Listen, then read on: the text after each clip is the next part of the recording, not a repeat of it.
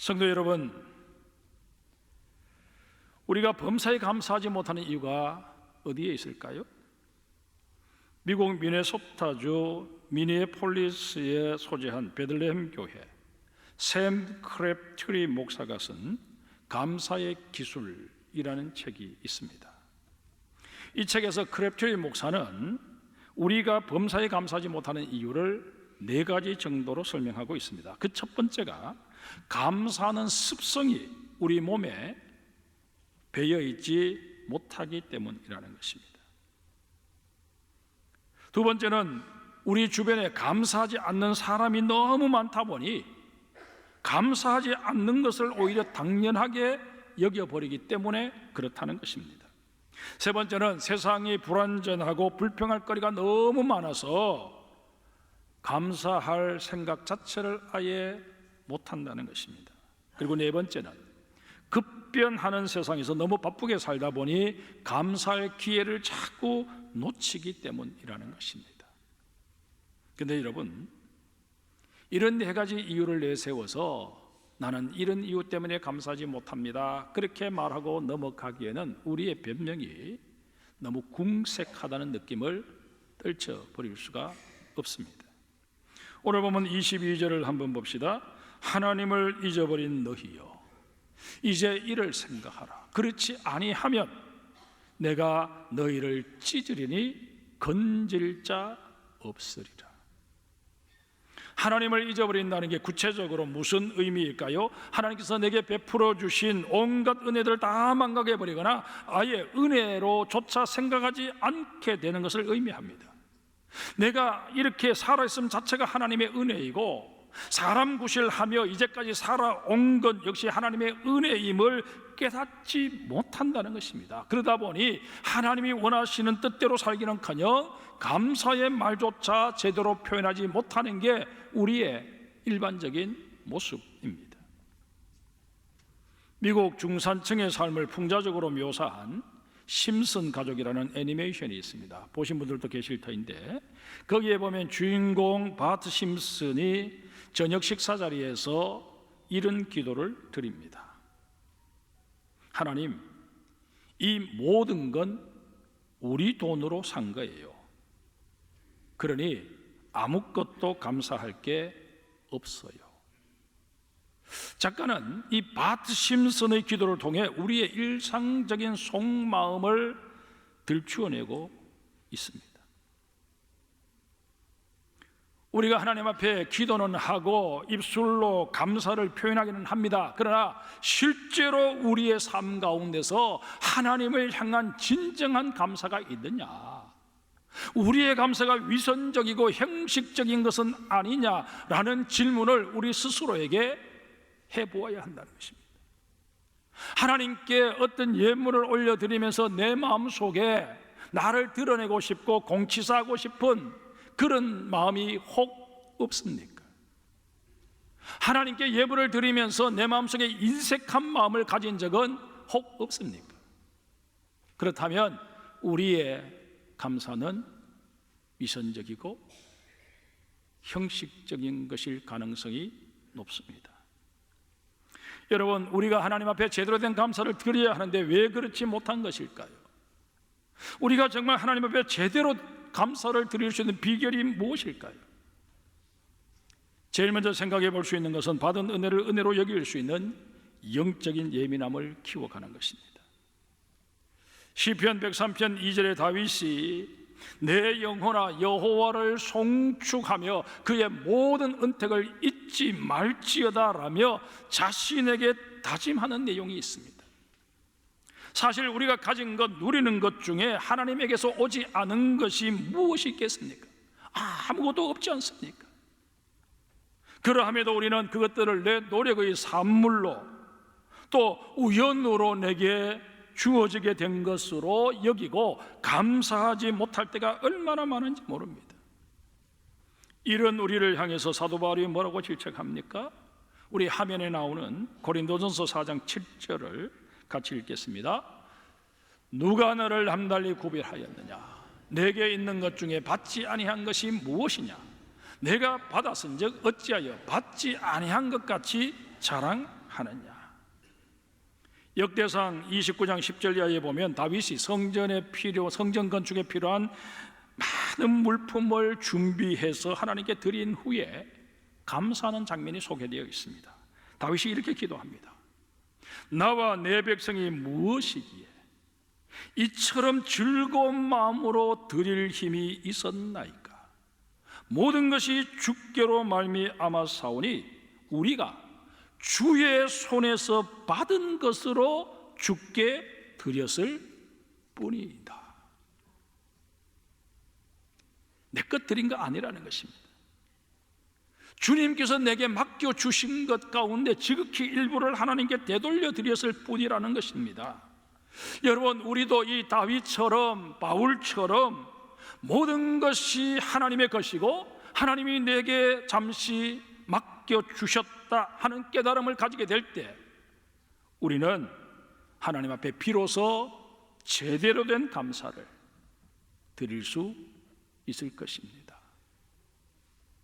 내 것이라고 생각하니 드린 것 자랑하게 되고 누가 알아주었으면 좋겠다 생각하게 되는 것입니다. 또 하나 우리가 생각해 볼 수 있는 것은 내가 받아들이고 있는 은혜를 다른 사람과 비교하지 말아야 한다는 것입니다.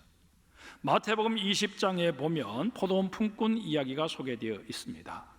포도원 주인이 품꾼을 고용하는데 그 시점이 다 다릅니다.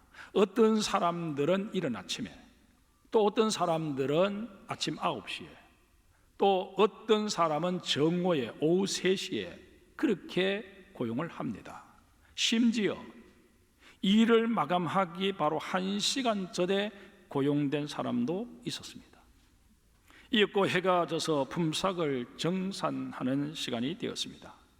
그런데 고용 시간과는 상관없이 모든 사람에게 한 데나리온이 지급된 것입니다. 그러자 일찍 고용되었던 사람들이 따지고 듭니다. 나중 온 이 사람들은 1시간밖에 일하지 아니하였거늘 그들을 종일 수고하며 더위를 견딘 우리와 같게 하였나이다.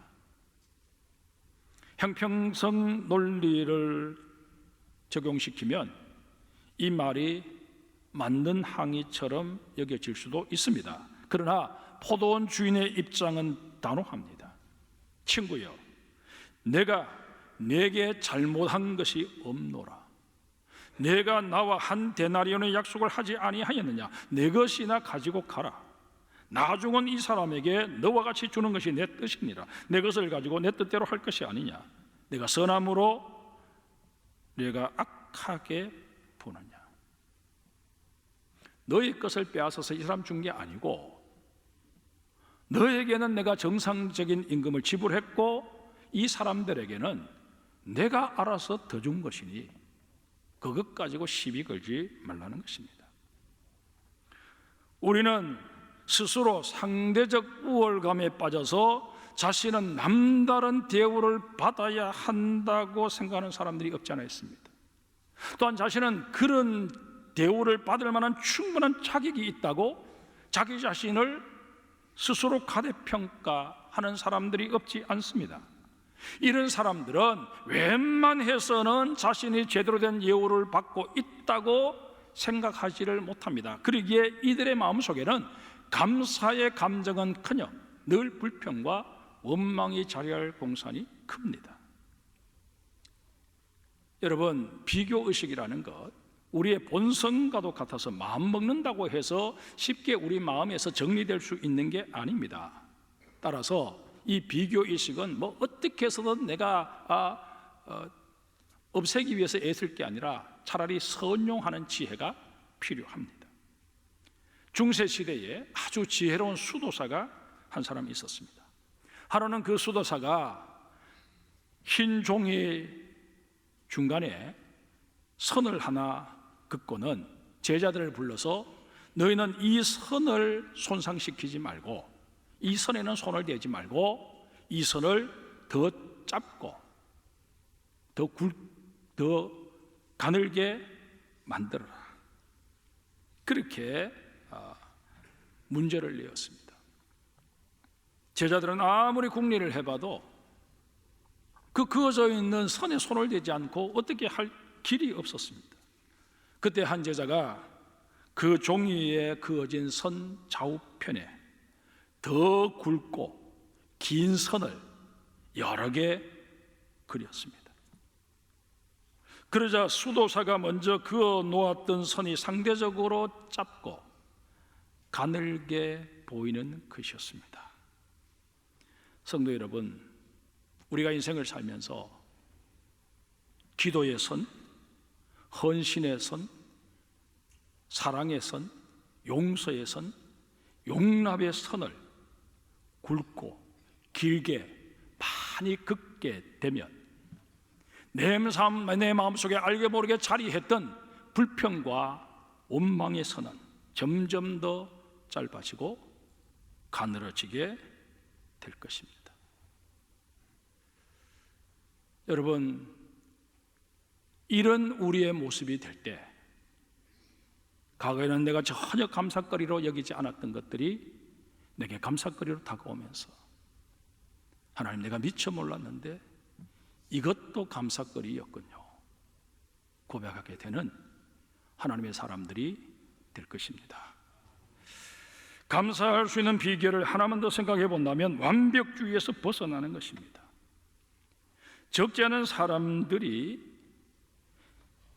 자신은 지금보다 더 완벽해야 된다, 지금보다 더 높아져야 되고 지금보다 더 많은 것을 가져야 한다고 생각하는 경향이 없지 않습니다. 나라는 존재는 이 정도 수준에서 만족할 수 없고 만족해서도 아니 된다, 그렇게 생각한다는 것입니다. 이런 생각이 자기 발전에는 혹 도움이 될지 모릅니다. 하지만 감사라는 차원에서 생각해 보면 많은 문제를 야기할 수밖에 없습니다. 여러분, 내 모습 이대로 받아주시는 하나님의 은혜, 하나님의 사랑을 우리가 제대로 깨닫게 된다면 더 나 자신을 완벽히 갖추기 위해서 애쓸 게 아니라 나의 모습을, 나의 부족함을 탓하지 않으시고 너는 내 것이라고, 너는 내 아들이요 내 딸이라고 말씀하여 주신 그 하나님 앞에 감사할 수 있는 여러분과 제가 될 수 있지 않겠습니까? 이 은혜가 우리에게 오늘도 충만히 임하기를 주의 이름으로 축복합니다. 그러면 여러분, 감사의 유익이 무엇일까요? 감사가 우리에게 왜 유익이 되는지 제대로 깨달아 알아야 감사할 수 있는 동기가 유발되지 않겠습니까? 디모데전서 4장 4절에 말씀하고 있는 대로 감사함으로 받으면 버릴 것이 없습니다. 그런 만큼 사실 감사의 유익을 언급하자면 맨날 며칠을 할애해도 시간이 모자랄 것입니다. 따라서 이 시간에는 중요하다고 생각되는 것 몇 가지만 말씀을 드리고자 합니다. 첫째로, 감사는 우리의 심신을 건강하게 합니다. 사람들에게 최고의 관심사가 지금 무엇입니까? 하고 여쭤보면 대다수의 사람들이 건강이라고 답을 합니다. 이건 고령화 사회에서 초고령화 사회로 진입한 우리나라 같은 경우 더더욱 그럴 것입니다. 미국의 대표적인 심층 뉴스 프로그램이 인사이드 에디션입니다. 이 프로의 진행자로서 명성을 떨치고 있는 데보라 노빌이라는 여성 앵커가 있습니다. 이분이 감사의 힘이라는 책을 썼습니다. 0.3초의 기적이라는 부제가 붙어 있는 책입니다. 우리가 감사합니다 라는 말을 바라는 순간 0.3초 만에 그것이 나의 뇌에 전달되면서 마음의 안정을 가져다 주는 물질이 사상하부에서 생겨나서 면역 체계가 활성화되도록 한다는 것입니다. 이런 까닭에 우리가 하루에 한 2번 정도만 진심으로 감사의 인사를 해도 면역력이 눈에 띄게 좋아진다고 합니다. 그뿐만 아니라 감사할 때와 웃을 때 우리 몸에는 엔도르핀이 폭 폭발적으로 생성됩니다. 몸의 근육이 이완되고 체온이 올라가기까지 합니다. 이러니 해도 좋고 들어서도 좋은 감사의 말을 많이 하며 사는 것, 정말 지혜로운 처사가 아닐 수 없습니다. 두 번째로, 감사는 우리의 삶의 질을 높여줍니다. 앞서 소개했던 데보라 노빌이 성공한 사람들이 사용하는 언어를 조사해 보았습니다. 그랬더니 그 사람들의 하는 말 절반 이상이 누군가를 칭찬하는 말이었다는 것입니다. 아울러 나는 행복하다 그렇게 말하기도 하고, 참 행복해 보이는 사람들의 언어도 한번 살펴보았는데, 그들 역시 하는 말의 절반 이상이 감사더라는 것입니다. 여러분, 누구를 칭찬하는 말도 사실 따지고 보면 감사의 일종 아니겠습니까? 이렇게 볼 때 감사라고 하는 것은 상대방만 기분 좋게 하는 것이 아니라 그 감사의 말을 하는 나도 행복하게 만들어주는 힘이 있습니다. 세 번째로, 감사는 우리의 영성과 신앙생활을 바꿔줍니다. 영성은 한마디로 우리 영혼의 건강 상태라고 정의할 수 있습니다. 영성은 우리의 생각이나 감정, 행동은 물론이고 가치관과 윤리의식, 그리고 삶의 우선순위를 결정하는데 결정적인 역할을 합니다. 이런 의미에서 영성은 우리가 어떻게 더 나은 사람으로 성장하고 어떻게 하면 더 나은 세상을 만드는 일에 도움이 될 수 있을지 고민하게 만드는 내면의 힘이기도 합니다. 그런데 이런 영성을 가늠하는 최상의 시금석이 바로 감사입니다. 깊은 영성을 소유한 사람은 눈에 보이는 현상으로 인해 일희일비하지 않습니다. 빌립보서 4장 11절 이하에 바울이 고백하고 있는 대로 정말 어떤 형편에 처하든지 자족하기를 배워서 비천하면 비천한 대로, 풍부하면 풍부한 대로 감사하며 산다는 것입니다.